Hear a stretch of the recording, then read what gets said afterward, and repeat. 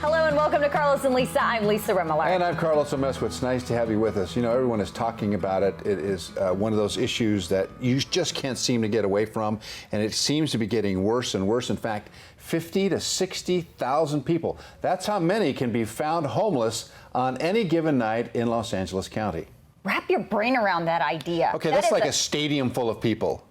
60,000 people. My goodness. So, you know, our lawmakers, whether it's on the local level or on the state level, are always trying to find solutions to solve the problem. But don't you feel like nothing ever seems to help and it just keeps getting worse? So recently, the LA City Council reinstated rules banning people from living in their cars to try and alleviate the problem. Under those rules, people cannot spend the night in their car on residential streets or in their car at any time within a block of a park, a school, a preschool, or a daycare. But they do park in front of your house and they live there. And here's the thing, there are laws against all of these things. And then there's the compassionate side that you feel like you need to do something to help folks who are down and out and are living on the streets. I mean, so what do we do? And they've thrown billions of dollars at this issue. In fact, just this year, Governor Gavin Newsom proposed in his budget, brace yourself here, he proposed spending $2.4 billion to address the homeless issue, with more than $650 million of that going to each local municipality to try and deal with it on the ground level. How many people have you talked to? And you and I have talked to a lot of folks about this, and they say you can't throw money at the problem, but money does help the situation. The problem, it's multi-layered. Yeah. So we need to talk to somebody who understands this issue from the inside out, and who can help us understand what they're doing, at least in the valley, right? Because there's a homeless problem not only just downtown, where we see a lot of the tents and the people living on the streets, but also in the valley. All right, so Ken Kraft is the executive director of Hope of the Valley Rescue Mission, and he is here to talk about what is going on. Hi, Ken. Hi. Thank you for coming. Well, you saw the setup. This is a difficult problem. We're all struggling with it,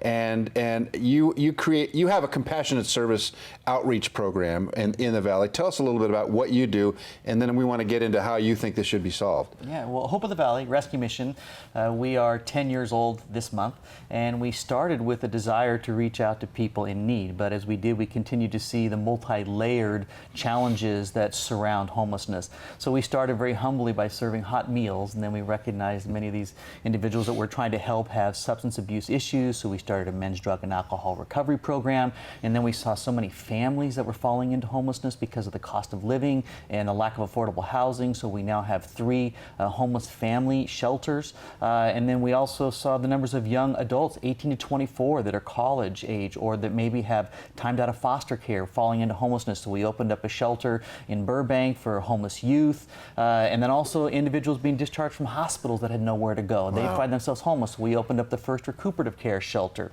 And then also we have the largest access center where anyone who is homeless can come and receive services. And there we see just this full array of individuals that are truly in difficult places, whether it's mental health or whether it's physical disabilities, whether it's truly just poverty and adversity. All right, so Ken, you're telling us that you keep opening these facilities to address specific issues within the homeless population. By doing that, is it getting any better in your eyes, or is it just defeating the purpose to just keep opening more and more facilities and more people end up on the street? Yeah, well, the problem is we have more and more people falling into homelessness. Okay. And so I think that if we could, with the lack of affordable housing and with the average cost of a 1-bedroom apartment in Los Angeles costing over $2,100, you know, you have to make $45 an hour to afford to live in Los Angeles. So unfortunately, we have more people falling into homelessness than we're able to get them housed. Let's just say if we stop trying to house people, then that number would only escalate. And so I think it is a winnable war, but it's going to take a lot of creativity, innovation, and strong political will to make it happen. What do people tell you, people who are homeless, who access your centers? What stories are they telling you, and what do they say when they walk in and take advantage of the services that you provide? Well, let me take families, for instance. When a family, a homeless mom with children, when they're able to walk into one of our facilities, honestly, usually they break down and cry. because they cannot believe that their children are actually going to be able to sleep in a safe place that night.